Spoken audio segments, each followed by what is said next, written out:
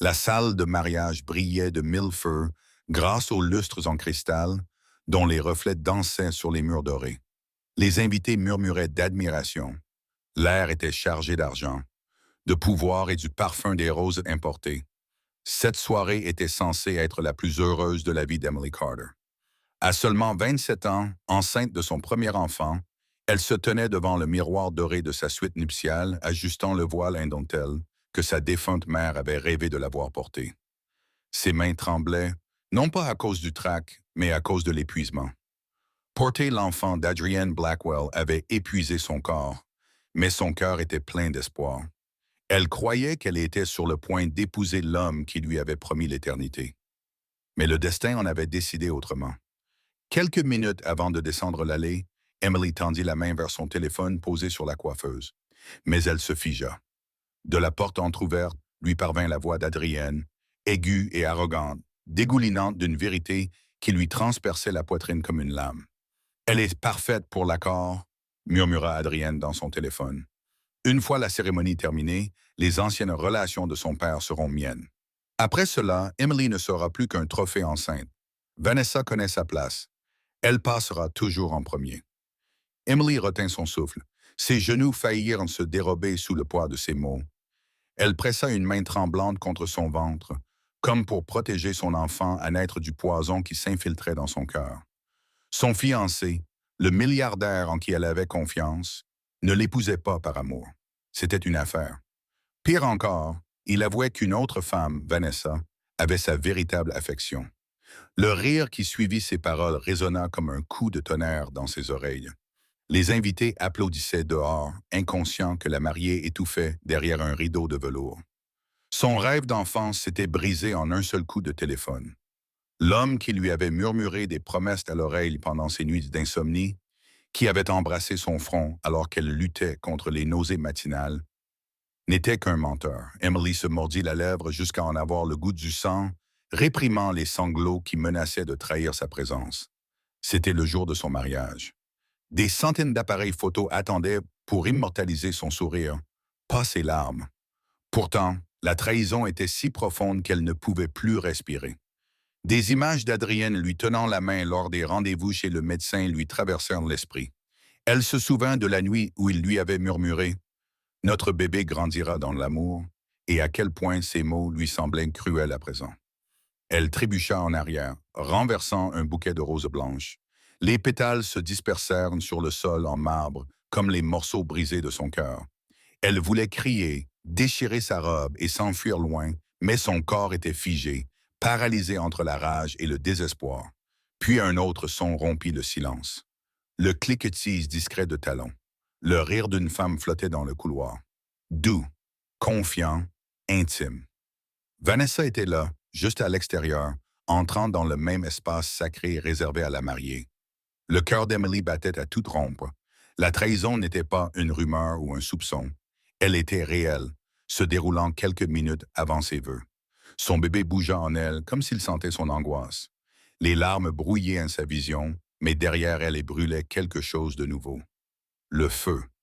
La petite fille qui croyait autrefois au conte de fées mourut à cet instant.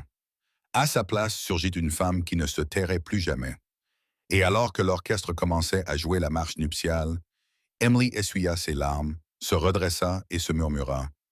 Ils se souviendront tous de cette soirée, mais pas pour la raison prévue par Adrienne. Emily Carter n'avait jamais rêvé d'une vie luxueuse. Née dans une banlieue tranquille de Philadelphie, elle avait grandi dans une petite maison en briques où sa mère travaillait 2 fois plus comme infirmière et où son père réparait des voitures dans leur allée juste pour mettre du pain sur la table. Emily n'a pas grandi entourée de draps de soie ou de voitures de luxe. Elle a grandi dans l'amour, le sacrifice et la conviction que la gentillesse importait plus que la richesse. Son enfance a été remplie de robes d'occasion, de bibliothèques publiques et de la chaleur des voisins qui la traitaient comme un membre de leur famille.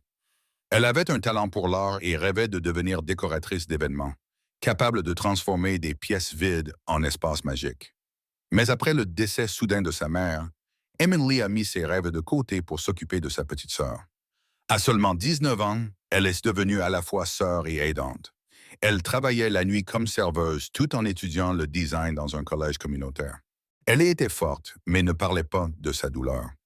Ceux qui la rencontraient remarquaient souvent son sourire doux, sans se douter des tempêtes qu'elle traversait en silence. C'était le genre de femme qui se souvenait des anniversaires, qui apportait de la soupe à ses voisins malades, qui réconfortait des inconnus aux arrêts de bus. Sa générosité incitait les gens à lui faire confiance, et son innocence la rendait vulnérable.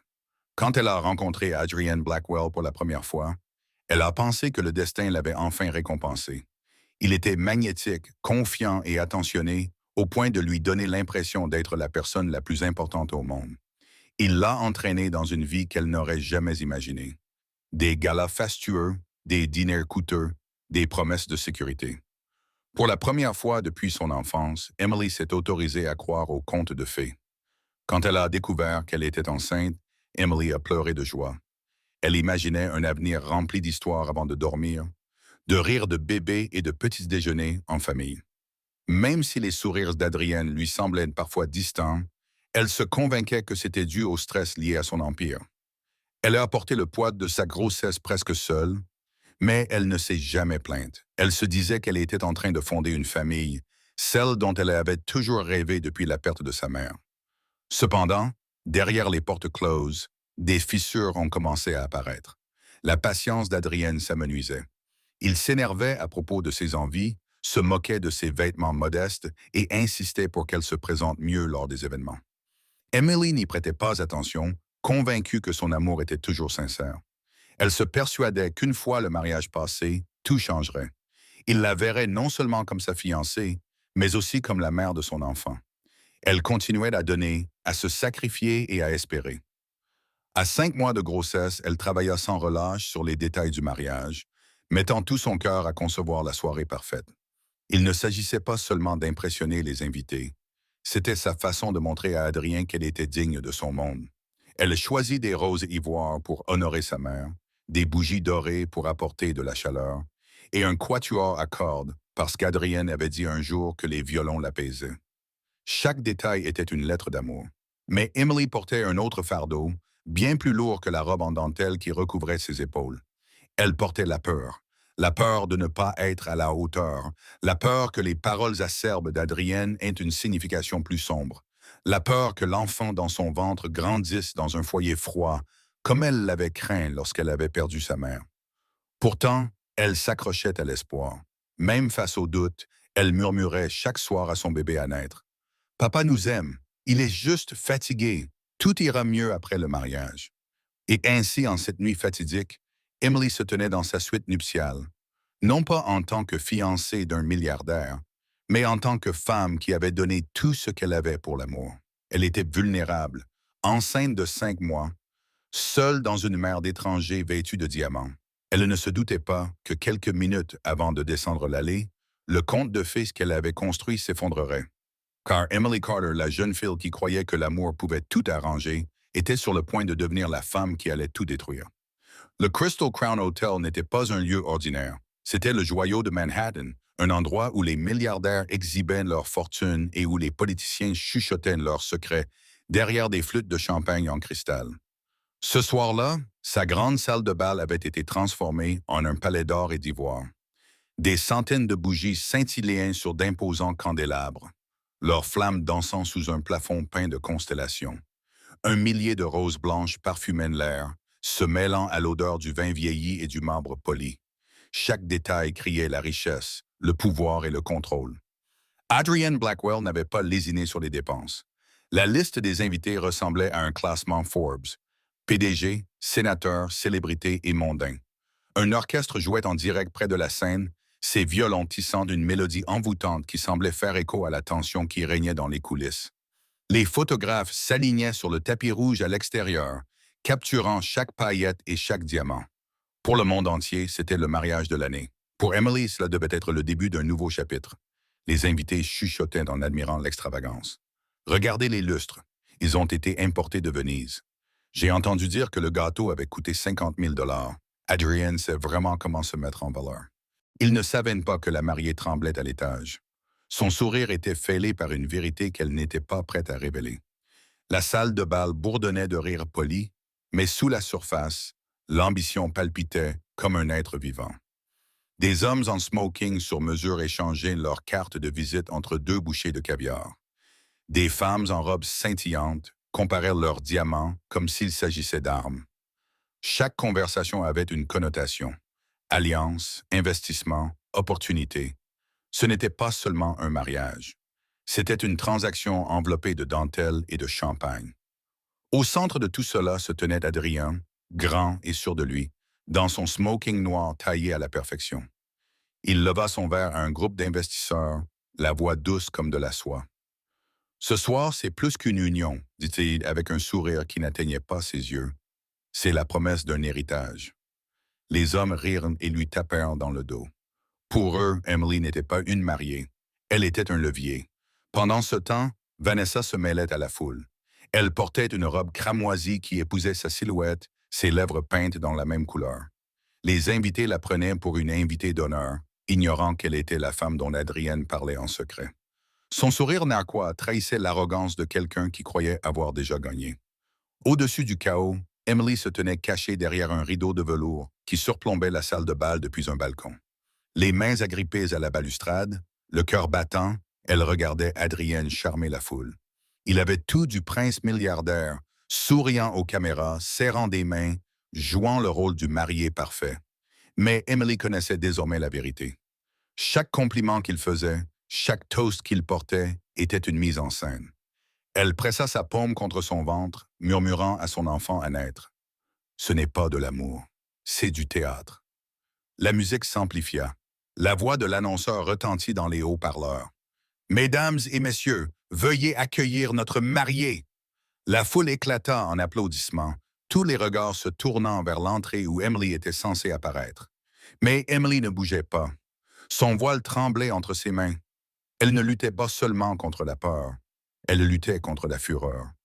La salle de bal attendait, l'orchestre jouait plus fort et les chuchotements se propageaient comme une traînée de poudre. Où était la mariée?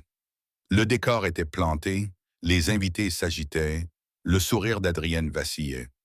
Emily savait qu'elle n'avait que quelques instants pour se décider, marcher dans le piège de la trahison ou se jeter dans le feu et réécrire elle-même la fin.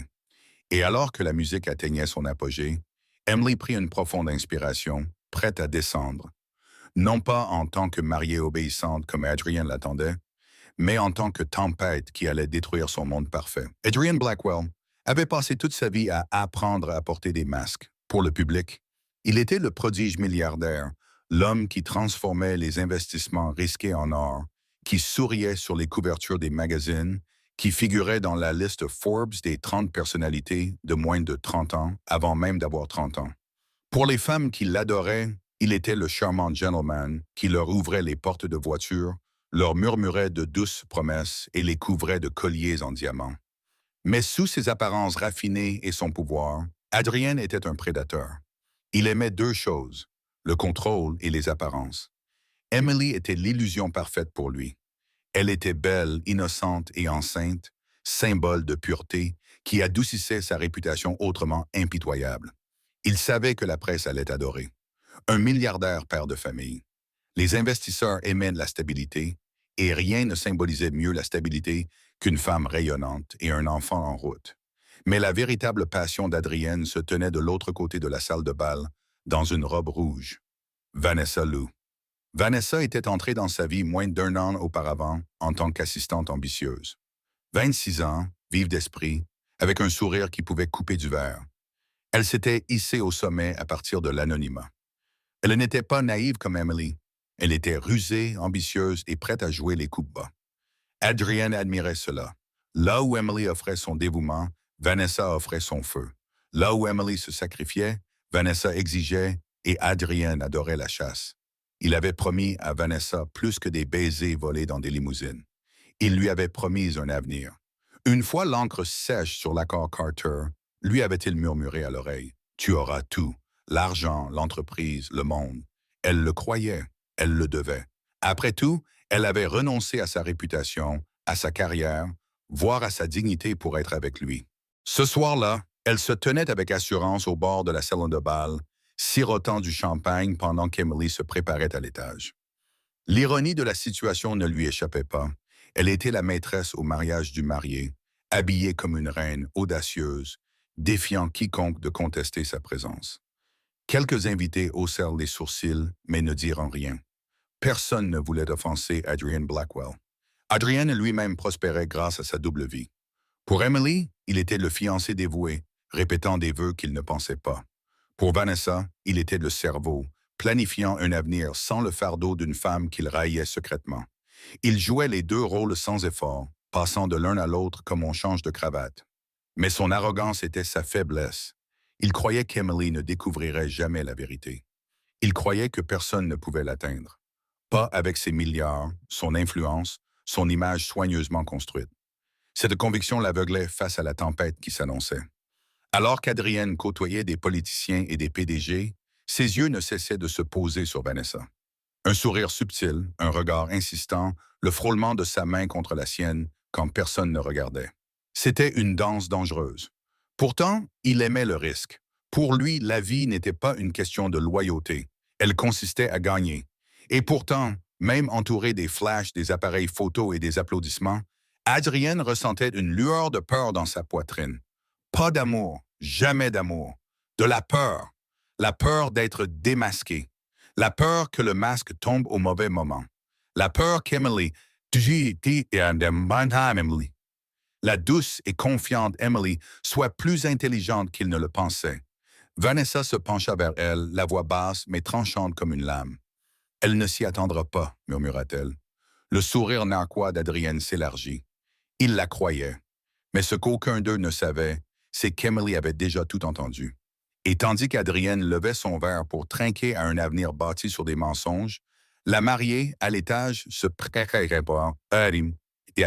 préparait à détruire l'illusion qu'il croyait inébranlable. L'orchestre s'amplifia et les portes de la salle de bal s'ouvrirent en grand. Les invités se penchèrent en avant dans l'attente, leurs appareils photos clignotant, alors qu'ils se préparaient à immortaliser l'image parfaite du mariage de conte de fées d'un milliardaire. Mais au lieu de voir Emily descendre gracieusement l'allée, un silence envahit la salle. Un murmure se propagea comme une traînée de poudre. Où était la mariée? Adrienne serra les mâchoires, mais il le masqua avec un sourire. Il leva la main, prétendant que tout cela faisait partie du plan. Elle va arriver, rassura-t-il la foule.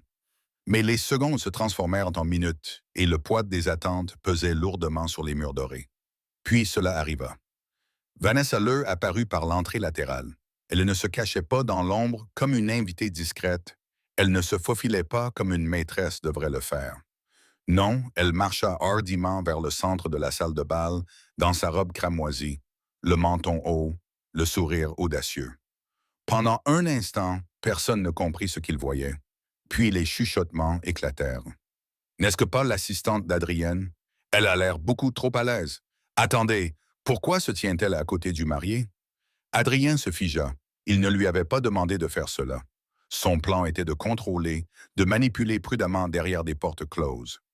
Vanessa, cependant, avait son propre agenda. Elle glissa son bras sous le sien, avec une assurance qui provoqua une onde de choc dans la foule. Les photographes ont poussé des cris étouffés, leurs appareils photos cliquotant frénétiquement. L'image d'Adrian Blackwell avec une autre femme le jour de son mariage allait se répandre comme une traînée de poudre. Adrien, a murmuré Vanessa assez fort pour que les invités à proximité l'entendent. Tu ne m'avais pas dit que ce serait aussi beau ce soir. Sa voix était aiguë et douce comme du miel empoisonné. Des cris étouffés ont parcouru la salle de bal. La femme d'un sénateur se couvrit la bouche. Un rival en affaires sourit avec délectation. Tous les invités sentirent le scandale se resserrer comme un nœud coulant. Adrienne tenta de se ressaisir. Il rit nerveusement et retira sa main de son bras. « Vanessa, qu'est-ce que tu fais ?» siffla-t-il entre ses dents serrées, mais les microphones à proximité captèrent ses paroles, qui résonnèrent dans toute la salle de bal. « Que se passe-t-il » murmura un invité. Pourquoi l'appelait-elle Adrienne avec tant de désinvolture? Le sourire de Vanessa s'élargit. Elle adorait ça. L'attention, le chaos, la destruction du moment parfait d'Emily. « Pourquoi faire semblant ?» dit-elle doucement, mais suffisamment fort pour que les caméras l'entendent. « Tout le monde le saura bientôt. Tu me l'as promis ce soir. » La salle s'embrassa. Les invités chuchotaient. Les journalistes prenaient des notes. Les flashs crépitaient frénétiquement. Le masque soigneusement construit par Adrienne se fissura. Il esquissa un sourire forcé, essayant d'en rire comme d'une blague, mais ses yeux se tournèrent nerveusement vers l'escalier où Emily était censée apparaître. Et puis, comme si le destin l'avait convoqué, Emily entra dans la pièce. Elle se tenait en haut du grand escalier, son voile flottant au vent. Ses yeux étaient rougis par les larmes que personne ne pouvait voir sous l'éclairage tamisé. Toute la salle retint son souffle, non pas parce qu'elle semblait brisée, mais parce qu'elle semblait radieuse, puissante, telle une reine marchant au combat. Son regard balaya Adrienne et Vanessa, ses lèvres se courbant en un sourire froid, presque provocateur. Elle savait ce qu'elle avait entendu, et maintenant tout le monde pouvait le voir aussi. Le silence était assourdissant. Emily agrippa la rampe, son ventre rond sous sa robe de soie, sa présence indéniable. Tous les appareils photos se tournèrent vers elle. Tous les chuchotements cessèrent. Adrienne tendit la main, désespérée de sauver le moment. Emily, mon amour, ce n'est pas ce que tu crois. Mais les yeux d'Emily se fixèrent sur les siens, sans cils. Et devant toute la salle de bal, elle prononça ses premiers mots de la soirée. Non, Adrien, c'est exactement ce que ça semble être. La salle de bal résonnait encore de halètements et de chuchotements lorsqu'Emily se détourna de la main tendue d'Adrienne. L'orchestre avait cessé de jouer et le silence s'était abattu comme un lourd rideau. Les flashs des appareils photo crépitaient, capturant chacun de ses pas alors qu'elle descendait l'escalier d'un pas décidé, son voile traînant derrière elle comme une bannière de défi. Mais une fois la foule dissipée et les portes de la suite nuptiale fermées derrière elle, le poids de tout cela s'abattit sur elle. Emily s'effondra contre la coiffeuse, ses mains tremblantes agrippant le bord tandis que des sanglots déchiraient sa poitrine. Son reflet dans le miroir la fit sursauter. La mariée qui la regardait n'était pas la femme rayonnante qu'elle avait imaginée, mais une silhouette brisée, le mascara coulant, les yeux rougis et les lèvres tremblantes d'une douleur silencieuse. Elle arracha le voile de sa tête et le jeta par terre, la dentelle se froissant comme le conte de fées auquel elle avait autrefois cru. Sa poitrine se soulevait, sa respiration était superficielle.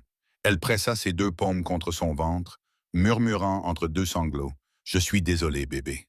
Je suis tellement désolé. » La vie en elle bougea, un léger coup de pied lui rappelant qu'elle n'était pas complètement seule. Pourtant, à ce moment-là, la solitude l'enveloppait comme des chaînes. Les souvenirs envahirent son esprit. Chacun d'entre eux était plus douloureux que le précédent. Le rire d'Adrienne lorsqu'il lui avait dit pour la première fois qu'il l'aimait. Les nuits où il lui tenait les cheveux pendant qu'elle vomissait à cause des nausées matinales. Les promesses qu'il lui avait faites de fonder une famille ensemble.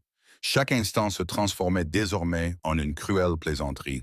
Une mise en scène destinée à la garder à sa place pendant qu'il courtisait une autre femme. Ses sanglots se transformèrent en colère, un son brut qui fit trembler la pièce. Elle attrapa le bouquet de roses sur la table et le jeta à travers la suite, les pétales explosant sur le tapis. « Comment as-tu pu ?» murmura-t-elle, la voix brisée. « Comment as-tu pu me faire ça, à notre enfant ?» Les murs semblèrent se refermer sur elle. Le poids de l'humiliation l'écrasait. Les chuchotements des invités, les flashs des appareils photos, le sourire narquois de Vanessa. Elle pouvait presque les entendre rire d'elle, se moquer de la petite mariée naïve qui pensait que l'amour suffisait pour retenir un milliardaire. Elle était entrée dans une zone de guerre sans armes, et maintenant elle saignait en silence. Son téléphone vibrait sur la table, des dizaines de messages, des journalistes demandant une déclaration, des amis implorant des réponses. Emily l'éloigna d'un geste, incapable d'affronter le monde. Ses mains tremblaient tandis qu'elle s'accroupissait sur le sol, recroquevillée contre le côté du lit, les larmes imprégnant la soie de sa robe. Elle pensa à sa mère. Si elle était encore en vie, elle saurait quoi dire. Elle aurait dit à Emily de se tenir droite, de se battre pour sa dignité. Mais Emily n'était pas sa mère. Elle était fatiguée, effrayée et enceinte de 5 mois. Tout ce qu'elle voulait, c'était disparaître, s'évanouir avant que l'humiliation ne la consume complètement. Les minutes s'écoulèrent, lui semblant durer des heures. Les bruits étouffés du gala traversaient les murs. Des rires, de la musique, des verres qui s'entrechoquent. La vie à l'extérieur continuait, indifférente à son effondrement. Finalement, Emily se releva péniblement, le corps alourdi par la fatigue. Elle se regarda une fois de plus dans le miroir. Cette fois, elle ne vit pas seulement une mariée brisée. Elle vit quelqu'un à la croisée des chemins.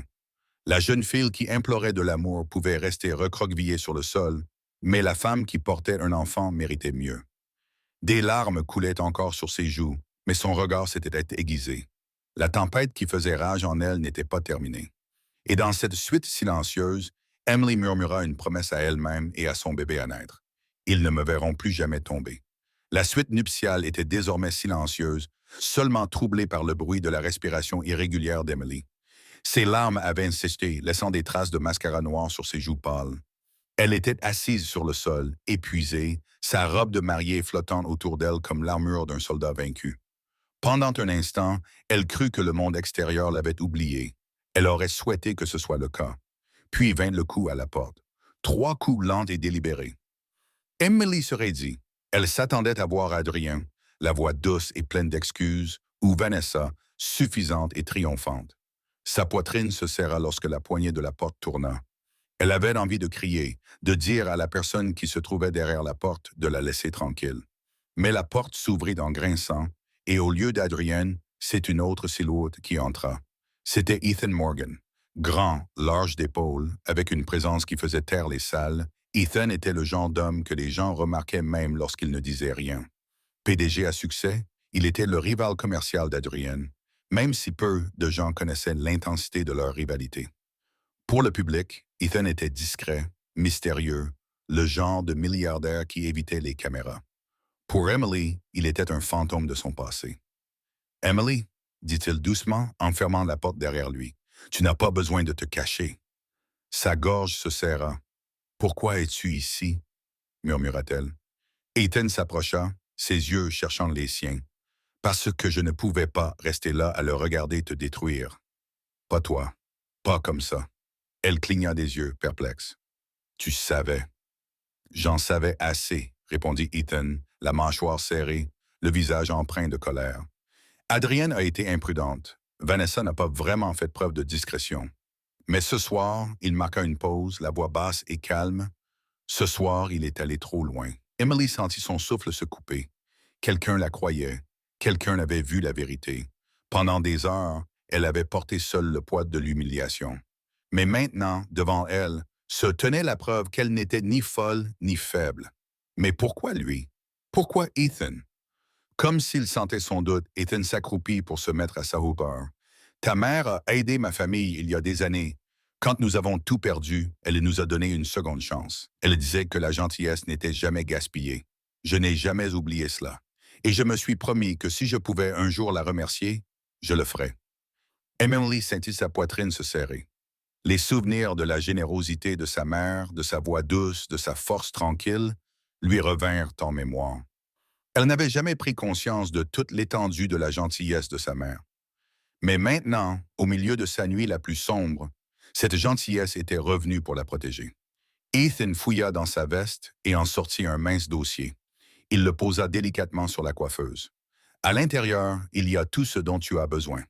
La preuve de la trahison d'Adrienne, de l'effort, de la fraude financière, des accords secrets, et même des photos de lui avec Vanessa. Il se croit intouchable, mais il ne l'est pas. Emily fixa le dossier, les mains tremblantes, le cœur battant à toute rompre, partagé entre la peur et l'espoir. C'était plus que de la vengeance, c'était le pouvoir. L'arme même qu'Adrienne pensait ne jamais avoir. « Pourquoi me donnes-tu ça? » demanda-t-elle d'une voix tremblante. Le regard d'Ethan s'adoucit. « Parce que tu mérites mieux et parce qu'il ne devrait plus jamais te voir comme une femme faible. » Emily déglutit péniblement. Pour la première fois de la soirée, ses larmes n'étaient pas celles du désespoir, mais celles de la détermination. Elle n'était plus seulement une mariée brisée. Elle était une femme qui avait le choix. Une femme détenant des preuves qui pourraient détruire l'empire d'Adrienne.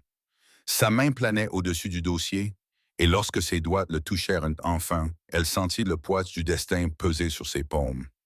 À cet instant, Emily sut que la donne avait changé. Adrienne n'était plus la seule à détenir le pouvoir. Emily resta immobile. Le dossier qu'Ethan avait laissé reposait sur ses genoux comme une bombe à retardement. Quelques heures plus tôt, elle était une mariée tremblante, terrifiée à l'idée d'être humiliée, suppliant silencieusement pour un amour qui n'existait plus. À présent, alors qu'elle feuilletait les pages, chaque ligne de preuve effaçait les derniers vestiges de son innocence.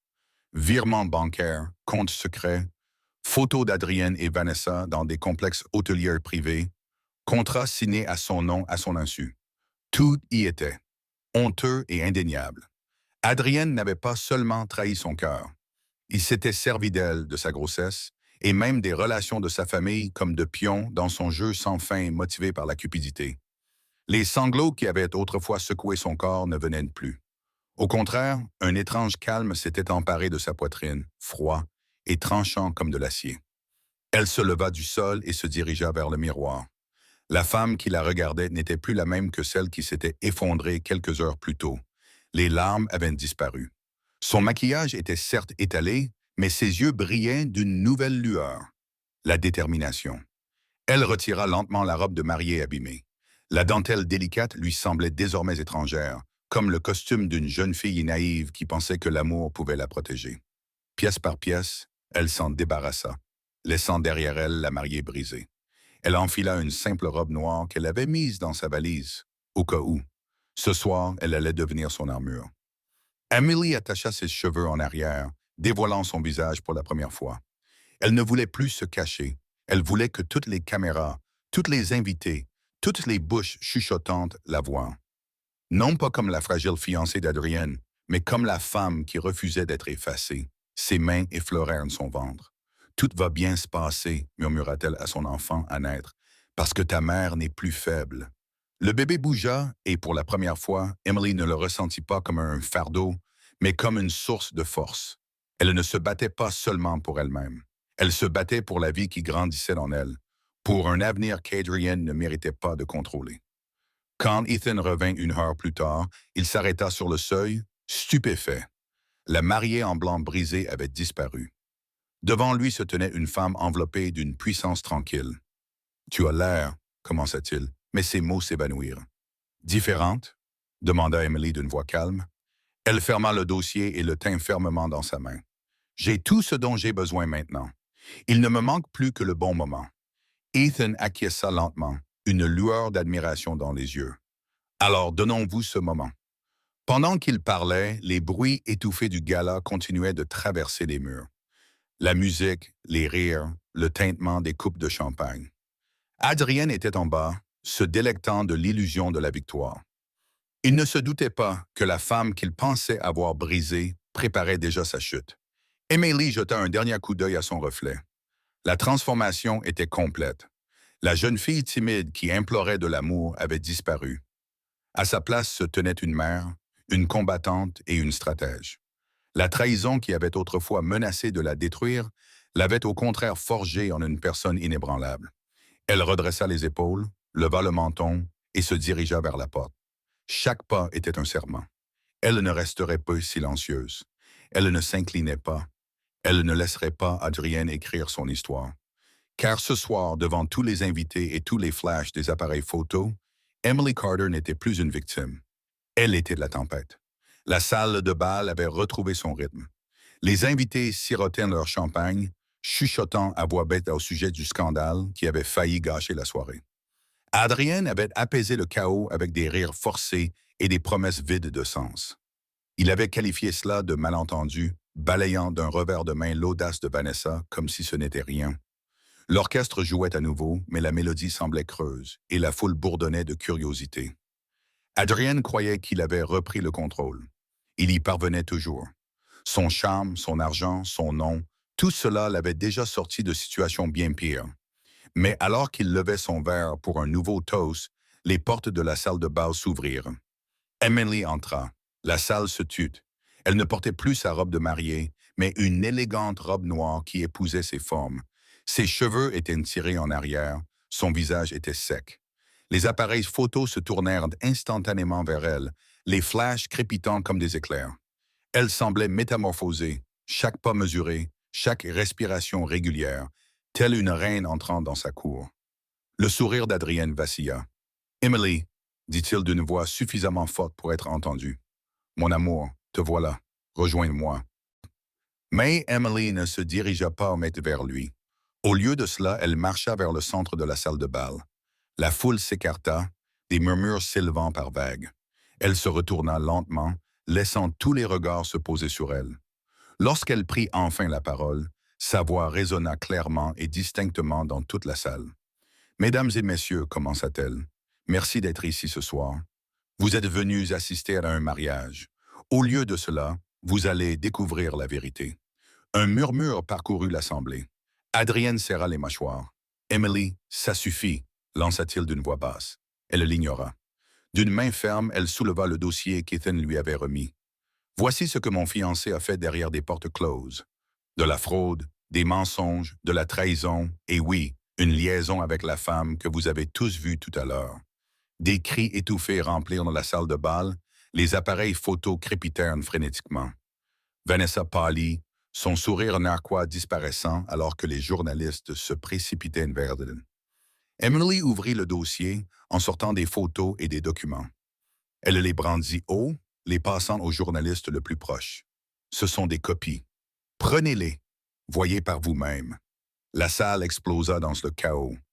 Les journalistes se ruèrent sur les papiers, prenant des photos des contrats, des documents financiers, des images d'Adrienne et de Vanessa enlacées dans des hôtels de luxe. Les invités chuchotaient furieusement. Les réputations et les investissements s'effondraient à chaque seconde qui passait. Adrienne se précipita, le visage rouge. « Arrêtez cette folie !» rugit-il. « Vous êtes hystérique. Elle est hystérique. » Emily se tourna vers lui, le regard d'acier. « Non, Adrien, je ne suis pas hystérique, j'en ai fini. » Ces mots frappèrent comme une gifle. La foule se tut à nouveau, tous les regards rivés sur elle. Elle posa une main sur son ventre, la voix douce mais inébranlable. « J'ai porté ton enfant, croyant que tu étais un homme d'honneur. J'ai fait des sacrifices, j'ai fait confiance, j'ai cru. Mais ce soir, je reprends ma dignité. Tu ne me contrôleras plus jamais. » Le silence qui suivit était assourdissant. Puis, lentement, des applaudissements se firent entendre. Ils commencèrent par un invité, puis un autre, jusqu'à ce que toute la salle de bal retentisse d'applaudissements. Pas pour Adrienne, pour Emily. Elle leva le menton, laissant le moment la submerger. Ce n'était plus la soirée d'Adrienne, c'était la sienne. Et tandis qu'Adrienne restait figée sous les projecteurs, son empire s'effondrait. Emily Carter sourit, un sourire qui promettait que la tempête ne faisait que commencer. La salle de bal résonnait encore des applaudissements quand Emily retira sa main de son ventre et se redressa, laissant le silence revenir. Tous les appareils photos, toutes les invités, toutes les bouches chuchotantes étaient braquées sur elle. Pour la première fois de la soirée, elle n'était pas l'objet de la pitié. Elle était l'incarnation du pouvoir. Adrien tenta de parler, la voix tremblante de rage. « Tu crois avoir gagné. Tu crois que quelqu'un va croire ça? » Il fit un geste désespéré vers les journalistes, qui brandissaient des documents, vers Vanessa, qui se cachait derrière lui. « Ils verront qui tu es vraiment, une femme aigrie qui n'a rien. » Le calme d'Emily trancha son éclat comme une lame. « Rien », répéta-t-elle d'une voix ferme et sonore. Elle s'approcha, ses talons claquant sur le sol en marbre. « J'ai tout ce qui compte, mon enfant, ma dignité et la vérité. C'est plus que tu n'auras jamais. » Des exclamations retentirent à nouveau. Le visage d'Adrienne devint cramoisi, mais la foule ne le regardait plus avec admiration. Elle le regardait avec dégoût. Les investisseurs échangèrent des regards inquiets. Les politiciens se détournèrent. L'empire qu'il avait bâti sur le charme et l'illusion s'effondrait sous ses yeux. Emily prit d'une profonde inspiration, sa voix s'adoucissant. « À toutes les femmes présentes dans cette salle et à toutes celles qui nous regardent à travers ces caméras, je veux que vous m'entendiez clairement. Ne laissez personne vous convaincre que vous êtes faible. Ne vous sacrifiez pas pour un homme qui ne vous apprécie pas à votre juste valeur. Et ne laissez jamais, au grand jamais, la trahison vous définir. » Ces paroles frappèrent l'Assemblée avec toute la force de la vérité.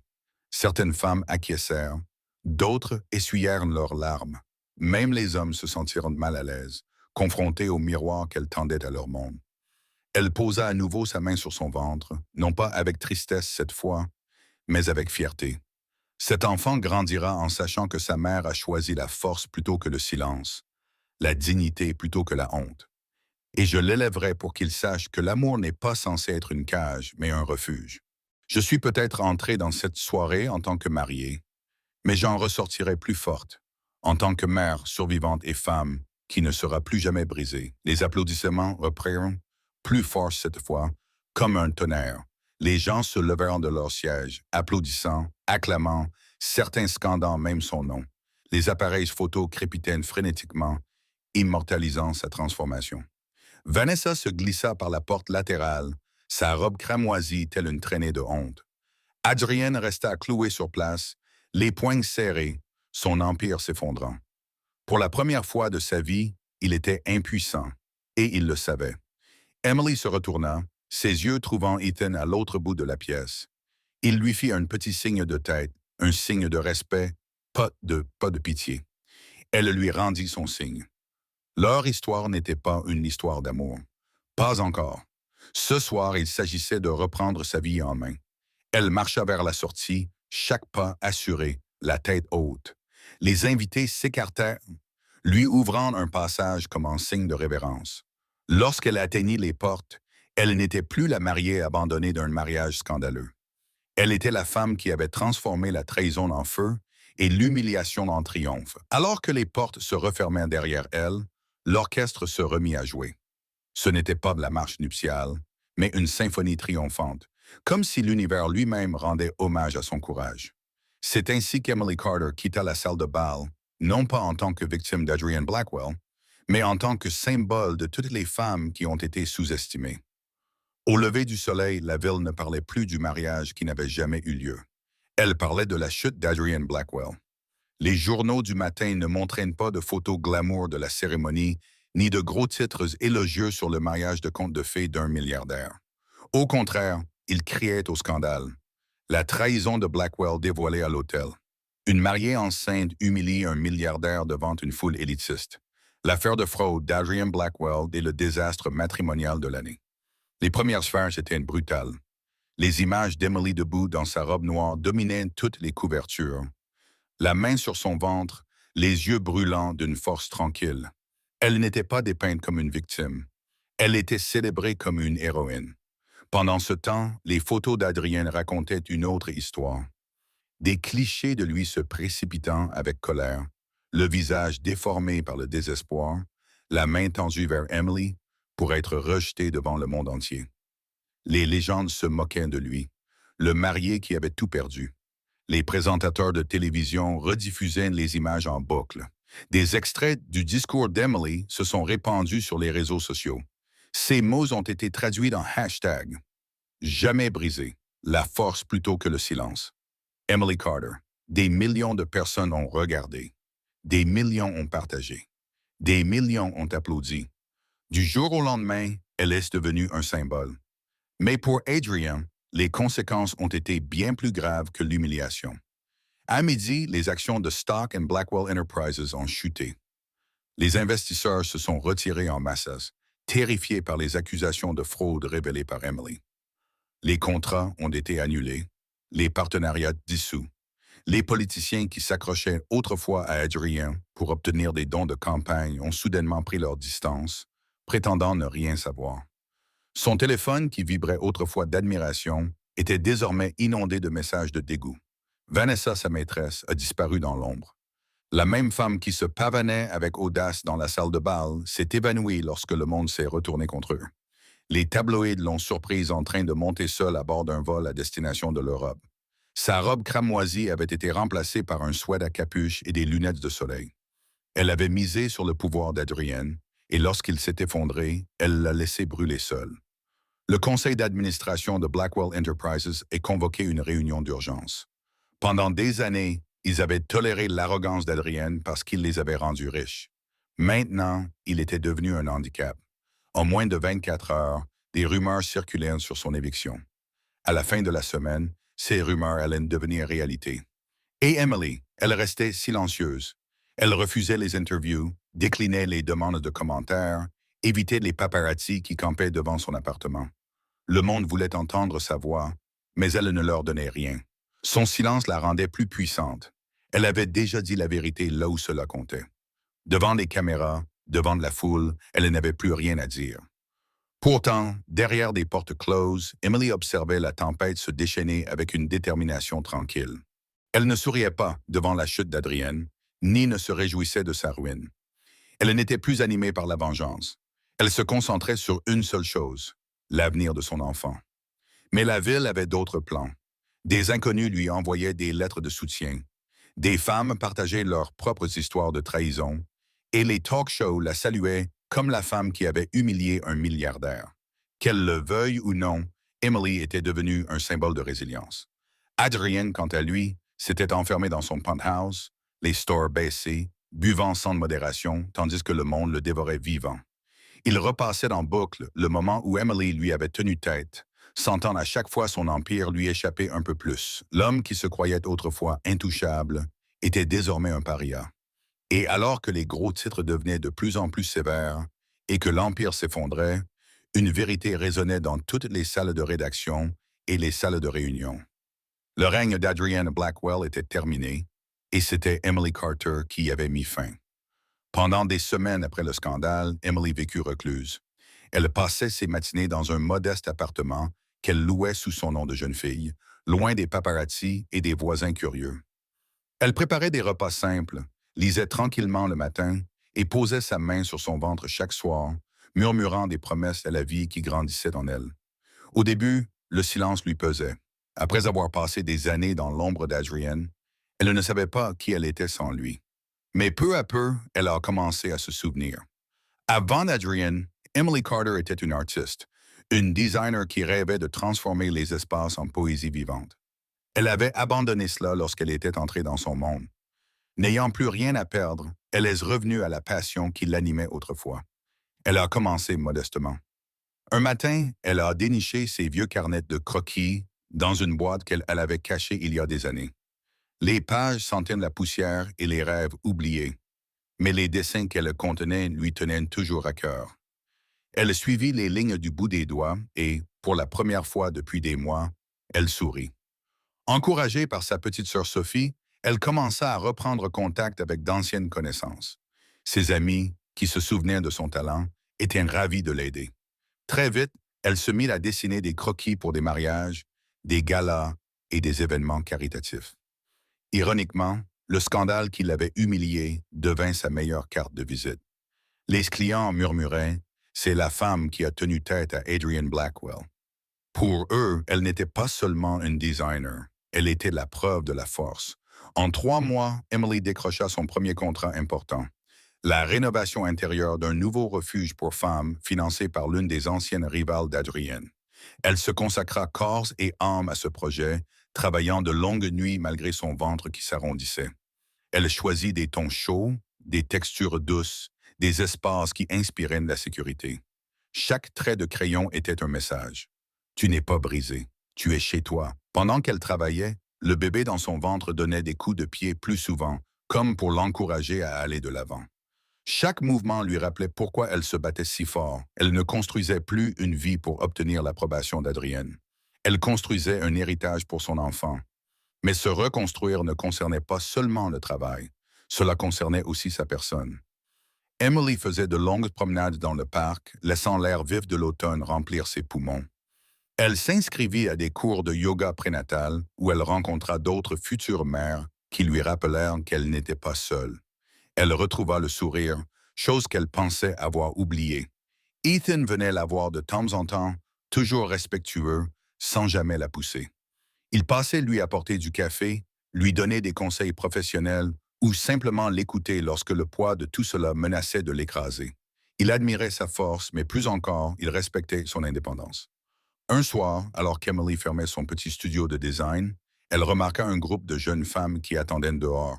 Ce n'étaient pas des clientes, c'étaient des inconnus. « Nous voulions juste vous remercier », dit l'une d'elles, la voix tremblante, « de nous avoir montré que nous n'avons pas à rester silencieuses. » Les larmes piquèrent les yeux d'Emily, mais cette fois, c'étaient des larmes de guérison. Elle réalisa que son histoire n'était plus seulement la sienne.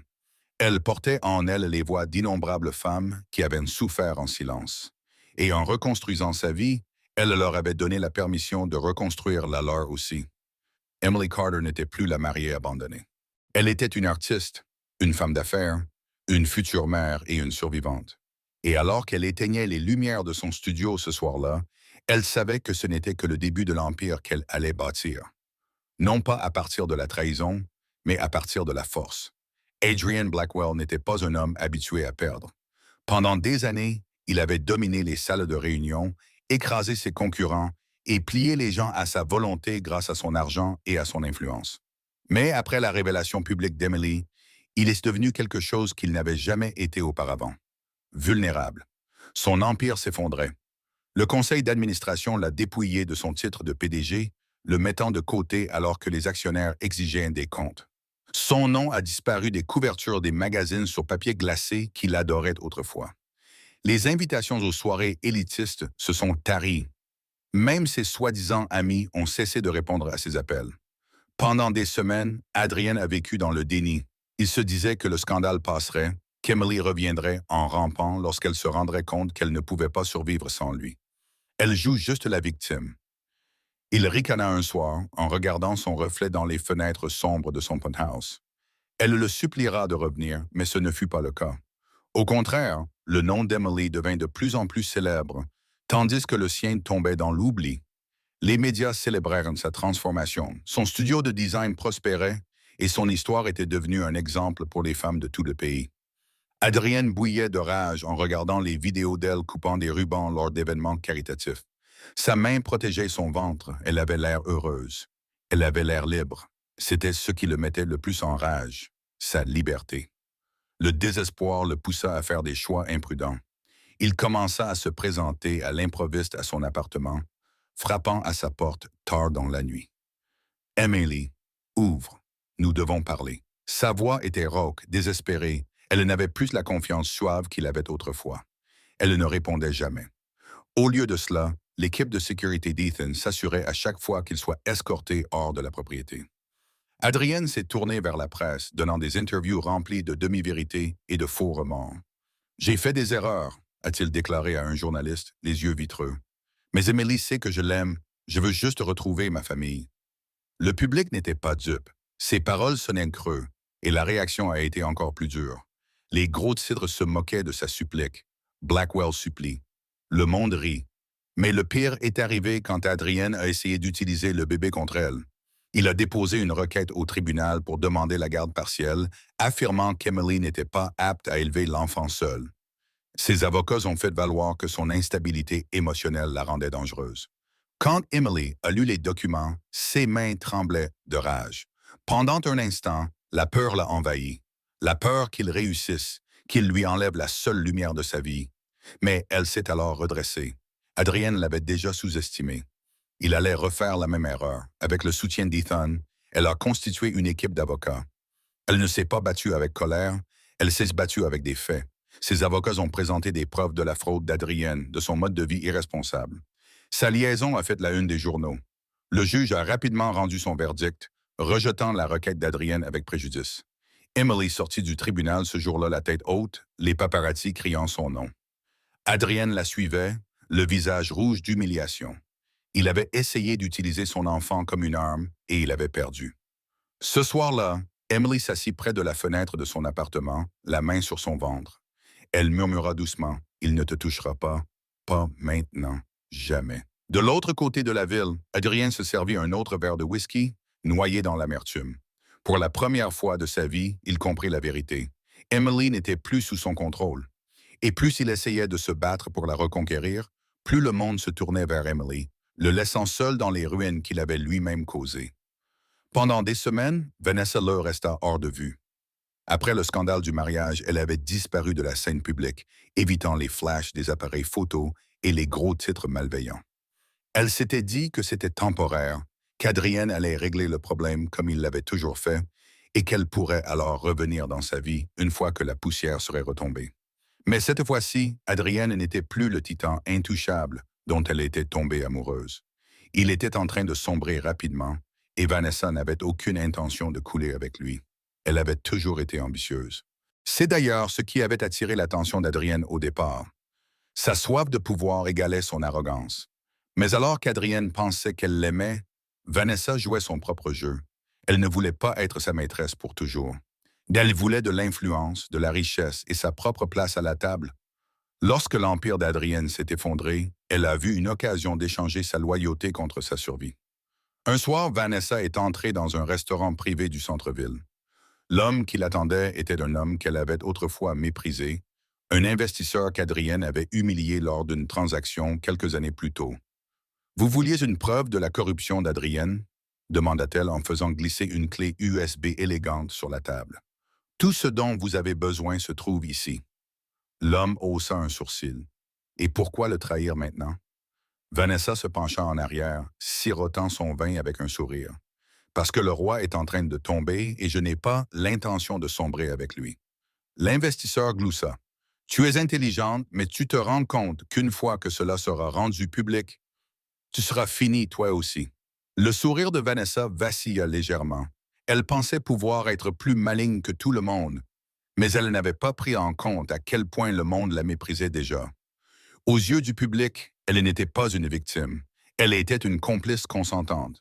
La femme scandaleuse qui s'était pavanée au mariage d'un milliardaire vêtu de rouge, défiant le monde entier de la regarder. Lorsque le dossier qu'elle avait divulgué fut rendu public, la réaction fut immédiate. Adrienne fut encore plus détruite. Oui, mais le nom de Vanessa fut traîné dans la boue avec le sien. La maîtresse de Blackwell frappe à nouveau, Vanessa Leur, de l'ambition à l'infamie. Personne ne fait confiance à un traître. Elle a essayé de retourner la situation, donnant des interviews où elle se présentait comme un autre pion dans le jeu d'Adrienne. J'ai été manipulée, a-t-elle déclaré en larmes à la télévision en direct. Je croyais qu'il m'aimait. Mais ces larmes de crocodile n'ont convaincu personne. Les gens se souvenaient de son sourire narquois dans la salle de bal, de la façon dont elle s'accrochait au bras d'Adrienne devant sa mariée enceinte. Aucun jeu d'acteur ne pouvait effacer cette image. Même sa carrière dans l'événementiel s'est évaporée du jour au lendemain. Les clients ont annulé leurs contrats. Ses anciens collègues refusaient de répondre à ses appels. Elle avait tout misé sur le pouvoir d'Adrienne. Et maintenant, elle n'avait plus rien. Quant à Adrien, lorsqu'il a appris que Vanessa l'avait trahi, sa colère a été volcanique. Il a fait irruption dans son appartement pour exiger des explications, mais il l'a trouvée vide. Elle avait fui la ville quelques jours plus tôt, le laissant suffoquer dans la fumée de son empire en ruine. Mais la fuite de Vanessa ne l'a pas sauvée. Les paparazzi l'ont retrouvée à Los Angeles, où elle travaillait dans une agence de relations publiques de bas niveau. Dépouillée du glamour dont elle faisait autrefois étalage, la femme qui rêvait d'être une reine était réduite à l'anonymat. Son nom était désormais synonyme de trahison. Emily a lu les gros titres un matin et a ressenti un étrange calme. Elle ne se réjouissait pas de la chute de Vanessa. Elle n'en avait pas besoin. La vie avait le don de révéler la vérité. Vanessa avait pensé pouvoir construire un avenir sur des mensonges et de l'ambition. Mais au final, elle n'était qu'une victime de plus de la destruction d'Adrienne. Et alors que Vanessa tombait dans l'oubli, le monde reportait son attention sur Emily, qui s'était élevée tandis qu'elle tombait toutes les deux. Dans les semaines qui suivirent la disparition de Vanessa, le nom d'Emily ne disparut pas des gros titres. Il devint encore plus fort. Mais contrairement à Adrienne et Vanessa, son histoire n'était plus un scandale. C'était une histoire de survie, de courage et de transformation. Au début, elle a résisté à la notoriété. Elle a refusé les interviews télévisées, ignoré les offres de contrats d'édition et évité les animateurs de télévision qui la suppliaient de raconter sa version de l'histoire. Elle voulait vivre tranquillement, se concentrer sur sa grossesse et son studio de design. Mais le silence ne pouvait pas la protéger du déferlement d'attention. Partout dans le pays, des femmes lui écrivirent. Des lettres manuscrites arrivèrent par paquets. Les emails inondèrent sa boîte de réception. Les messages affluèrent sur les réseaux sociaux. Certaines provenaient d'épouses qui avaient subi la trahison, d'autres de filles qui avaient vu leur mère souffrir en silence. Vous m'avez donné le courage de partir. Grâce à vous, j'ai enfin pris la parole. Vous m'avez montré que je ne suis pas seule. Emily comprit quelque chose d'important. Sa douleur lui avait donné une voix, et cette voix était désormais aussi la leur. Elle a décidé de l'utiliser. Tout a commencé par un simple discours dans un refuge local pour femmes où elle faisait discrètement du bénévolat. Devant un petit groupe de femmes qui portaient leurs propres cicatrices, Emily a parlé avec son cœur. Nous ne pouvons pas contrôler la façon dont les autres nous trahissent.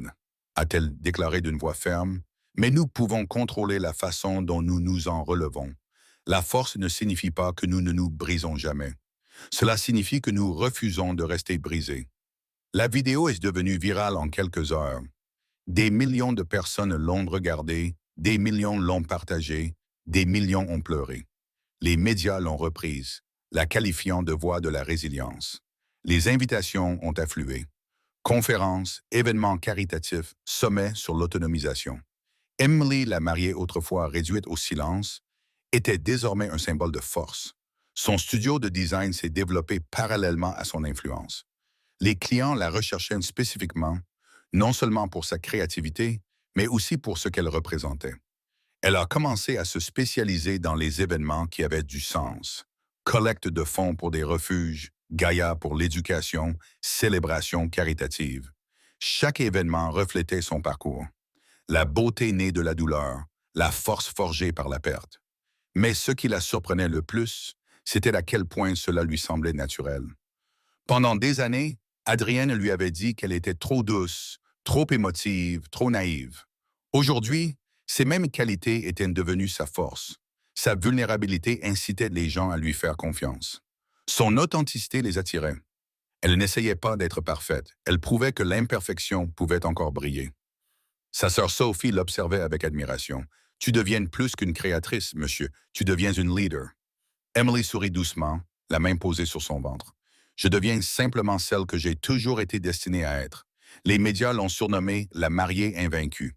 Ce n'était pas un titre qu'elle avait demandé, mais elle l'a accepté. Pas pour elle-même, mais pour les femmes qui voyaient leur propre histoire dans la sienne.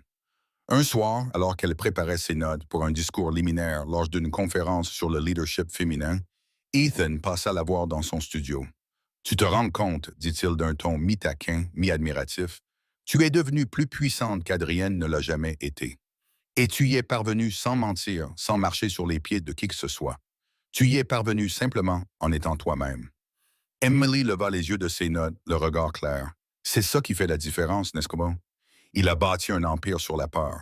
Je construis le mien sur l'espoir. » Et alors que les applaudissements de millions de personnes devenaient plus forts chaque semaine, Emily Carter endossa pleinement son nouveau rôle, non seulement en tant que survivante, mais aussi en tant que symbole d'émancipation pour un monde qui avait désespérément besoin de sa voix.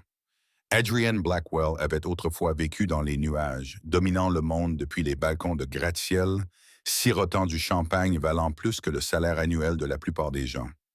Aujourd'hui, il vivait dans l'ombre. Le penthouse qui autrefois bourdonnait de fêtes et d'invités scintillants était silencieux. Ses sols en marbre jonchés de bouteilles vides et de factures non payées.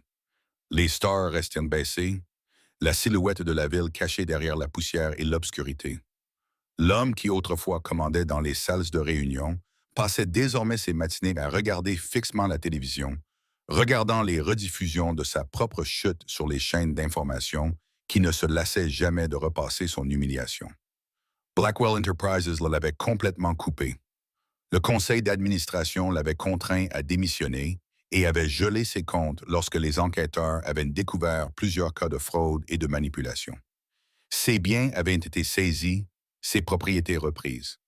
Les poursuites judiciaires s'accumulaient, plus nombreuses encore que ses additions au bar. Ses soi-disant amis avaient été les premiers à disparaître.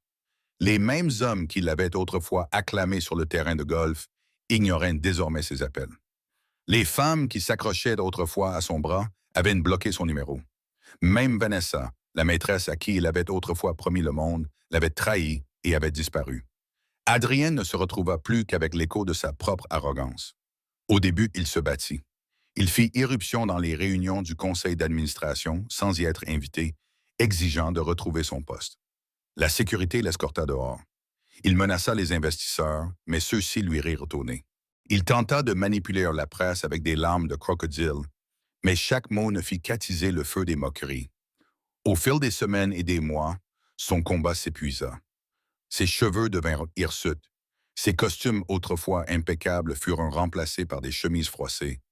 Le sourire confiant qui le caractérisait disparut, ne laissant derrière lui que de l'amertume. Mais le coup le plus dur fut porté lorsque les tribunaux rejetèrent officiellement sa demande de garde. Il avait espéré utiliser l'enfant d'Emily comme moyen de pression pour conserver un semblant de contrôle. Au lieu de cela, la décision du juge le présenta comme un père indigne, un danger pour la famille qu'il prétendait autrefois chérir. La nouvelle se répandit instantanément. Blackwell déclaré père inapte. Le tribunal choisit Emily. L'humiliation était insupportable. Une nuit, Adrienne tituba dans les rues de Manhattan, ivre et débraillée. Les gens le reconnurent, mais au lieu d'admiration, leurs yeux reflétaient de mépris. Un homme qui avait autrefois été envié était désormais ridiculisé, moqué, rejeté. Il entendait les chuchotements. Est-ce que vraiment Adrian Blackwell? Difficile de croire que c'est le milliardaire. Ça lui apprendra. Ces mots le blessaient plus profondément que n'importe quel procès. Il retourna dans son penthouse et s'enfonça dans le fauteuil en cuir qui symbolisait autrefois son pouvoir. Il resta assis là pendant des heures, à contempler la ligne d'horizon qui lui appartenait autrefois. Elle appartenait désormais à d'autres. Ses concurrents avaient récupéré ses contrats.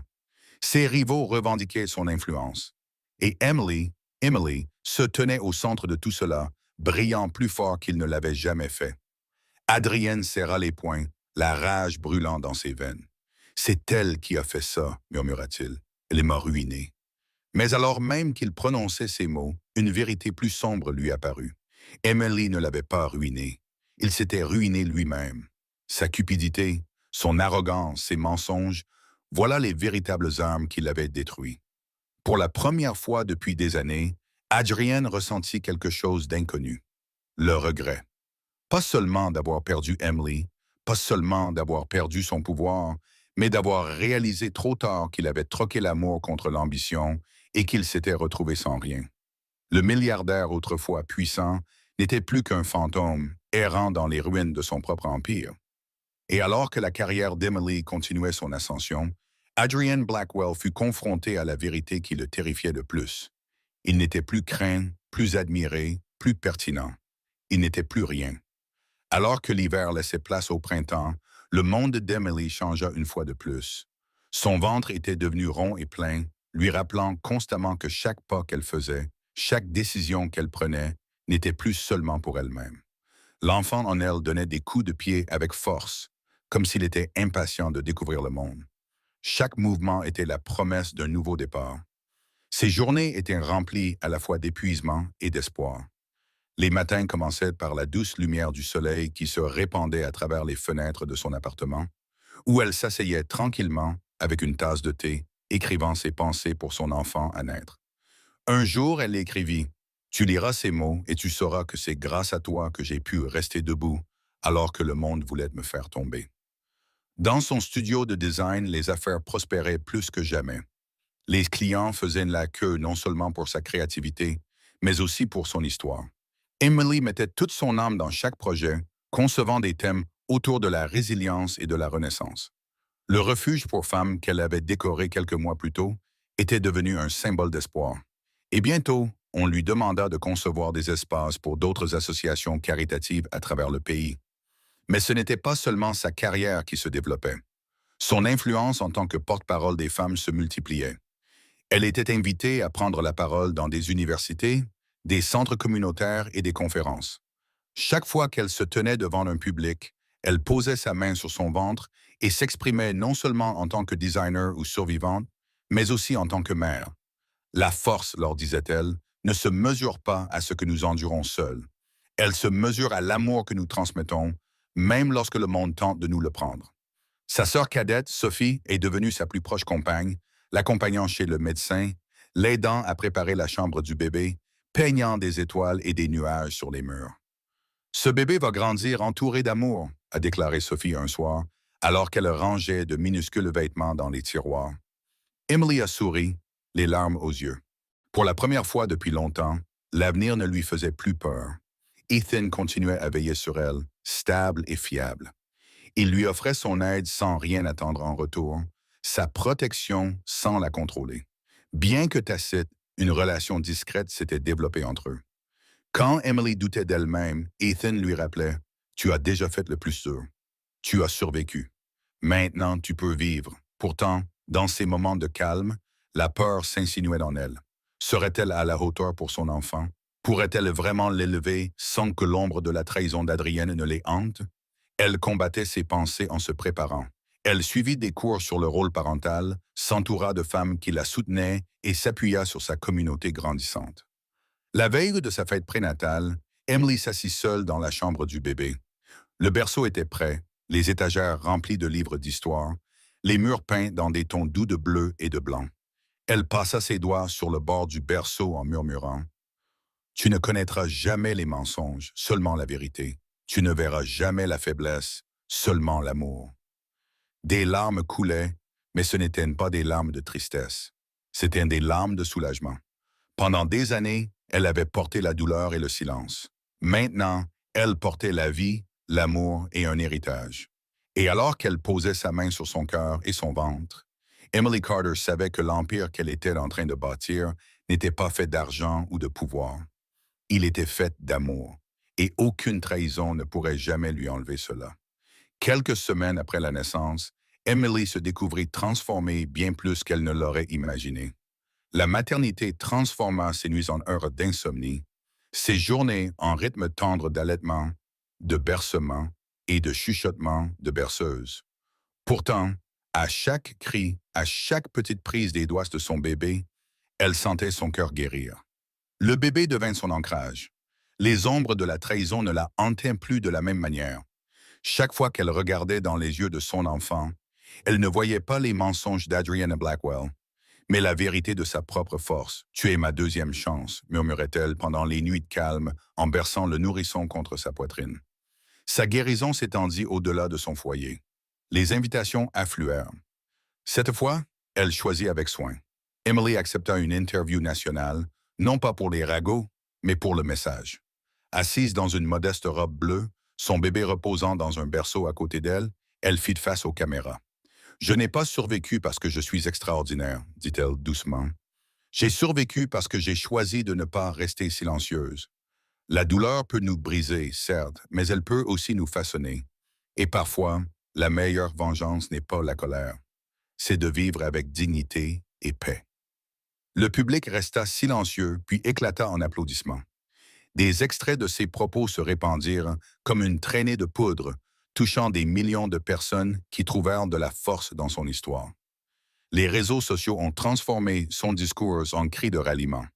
Des femmes ont publié leurs propres histoires de survie sous le hashtag Healing with Emily, guérir avec Emily. Dans son studio de design, Emily a continué à transformer sa douleur en art. Chaque événement qu'elle créait était empreint de symbolisme, de renaissance, de lumière après les ténèbres, de force grâce à la communauté. Ses clients la respectaient non seulement pour son talent, mais aussi pour son authenticité. Elle ne concevait plus seulement des espaces, elle créait des sanctuaires d'espoir. Sa sœur Sophie lui rappelait souvent le chemin qu'elle avait parcouru. « Tu te rends compte, dit Sophie un soir en berçant le bébé, que les gens te voient comme plus qu'une simple survivante. Ils te voient comme la preuve que les morceaux brisés peuvent être assemblés pour former quelque chose de plus solide. » Emily sourit, les yeux embués. « Je ne veux pas qu'on se souvienne de moi pour ma douleur. Je veux qu'on se souvienne de moi pour la façon dont je m'en suis sorti. » Même Ethan, qui l'avait discrètement soutenu tout au long de cette épreuve, remarqua le changement. « Tu as refermé tes blessures, lui dit-il un soir après un gala de charité. Et au lieu de cicatrices, tu as créé de l'art. » Emily ne répondit pas immédiatement. Elle jeta un coup d'œil à son bébé et endormit dans la poussette à la côté d'eux. Puis elle regarda Ethan. « Je ne me suis pas guérie toute seule. J'ai eu de l'aide, la mémoire de ma mère, l'amour de ma sœur et ta confiance en moi. C'est ce qui m'a aidé à m'en sortir. » Sa guérison n'était pas seulement personnelle, elle était publique. En acceptant son histoire, le fait transformer d'une blessure en une arme, d'une humiliation en une source de pouvoir. Ce n'était plus la trahison d'Adrienne qui la définissait, mais sa résilience. Ce soir-là, alors qu'elle se tenait sur son balcon, son bébé dans les bras, les lumières de la ville scintillant en contrebas, Emily ressentit une grande paix. Elle respira profondément, l'air frais caressant sa peau, le cœur de son enfant battant régulièrement contre sa poitrine. Pour la première fois depuis la trahison, elle ne survivait plus. Elle vivait, et dans cette simple vérité, Emily Carter trouva enfin sa liberté. La fin d'Adrienne Blackwell ne s'accompagna pas d'explosions ni de feux d'artifice. Elle survint tranquillement, comme une flamme étouffée par sa propre fumée. Quelques mois après l'ascension d'Emily, Adrienne n'était plus qu'un fantôme dans la ville qu'il avait autrefois dirigée. Le penthouse fut vendu pour rembourser ses dettes, ses voitures saisies, son nom inscrit sur la liste noire des cercles qu'il avait autrefois dominés. Autrefois salué comme le milliardaire en or, il était désormais un exemple à ne pas suivre, dont on murmurait le nom à table. Tu as entendu ce qui est arrivé à Adrienne Blackwell, qui a trahi sa fiancée enceinte et tout perdu? Il errait dans les bars la nuit, ombre de l'homme qui commandait autrefois des empires. Les gens le reconnaissaient, mais pas avec envie, seulement avec pitié. Sa chute était totale, et pire encore, plus personne ne s'en souciait.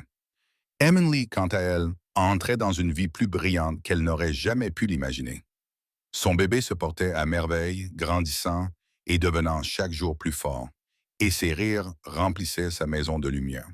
Son studio de design s'était transformé en une agence à part entière, employant des femmes qui, comme elle, avaient autrefois été sous-estimées. Elle ne se contentait pas de créer des événements, elle créait des opportunités, transformant la douleur en possibilité pour les autres. Son influence s'étendait au-delà de son travail. Elle avait fondé une organisation à but non lucratif pour les femmes qui reconstruisaient leur vie après avoir été trahies ou maltraitées, leur offrant des conseils, une aide au logement et une formation professionnelle. La devise de la fondation, Never Broken, jamais brisée, faisait écho aux mots qu'elle s'était murmurés à elle-même dans la nuit la plus sombre. Un soir, Emily assista à l'inauguration d'un nouveau refuge financé par sa fondation. Les journalistes l'entourèrent, la photographiant dans une robe simple mais élégante, son bébé dans les bras. Un journaliste lui demanda « Emily, regrettez-vous ce qui s'est passé avec Adrien ?» Elle sourit doucement, le regard calme. « Des regrets? Non. Sans cette trahison, je ne serais pas ici. Sans cette douleur, je n'aurais pas acquis cette force. Je ne regrette pas ce qu'il a fait. Je regrette seulement d'avoir cru si longtemps que je n'étais pas à la hauteur. » La foule se tut, émue par ces paroles, puis des applaudissements retentirent, forts et sincères, faisant écho à l'admiration d'un monde qui voyait désormais Emily non pas comme une victime, mais comme un symbole. De l'autre côté de la ville, Adrienne regardait l'interview depuis une chambre d'hôtel miteuse. La télévision scintillait, le visage d'Emily rayonnant de fierté, son bébé blotti contre sa poitrine. Il jeta la télécommande sur l'écran, brisant la vitre. Mais l'image resta gravée dans son esprit. Il l'avait perdue pour toujours. Pas seulement en tant que femme, mais en tant que vie qu'il aurait pu partager. Seul, il se servit un autre verre. C'était son héritage. Des verres vides, des ponts brûlés et un nom réduit en poussière. L'avenir d'Emily s'épanouissait, tandis que le sien s'évanouissait dans le néant. De retour au refuge, Emily serra son bébé contre elle, alors que la nuit touchait à sa fin. Elle regarda la foule. Des survivantes, des sympathisantes, des femmes qui croyaient désormais en elles-mêmes parce qu'elles avaient osé se battre. Elle murmura à son enfant, « C'est notre monde maintenant. Un monde qui ne repose pas sur le mensonge ni sur la trahison, mais sur la vérité, la dignité et l'amour. » La musique s'amplifia, des rires remplirent la salle et Emily ressentit quelque chose qu'elle n'avait pas ressenti depuis des années. Une paix totale. L'histoire d'Adrienne Blackwell s'était terminée en cendres, mais celle d'Emily Carter ne faisait que commencer, et elle était plus lumineuse, plus forte et plus belle que tous les contes de fées auxquels elle avait cru autrefois. Voilà comment se termine l'histoire d'Emily, mes chers amis. Et si vous êtes toujours là avec moi en ce moment, cela signifie probablement que quelque chose dans son parcours a également touché votre cœur. Peut-être cela vous a-t-il rappelé un moment où vous pensiez ne pas pouvoir survivre. Ou peut-être cela vous a-t-il montré que même dans la trahison, il y a un moyen d'aller de l'avant. Le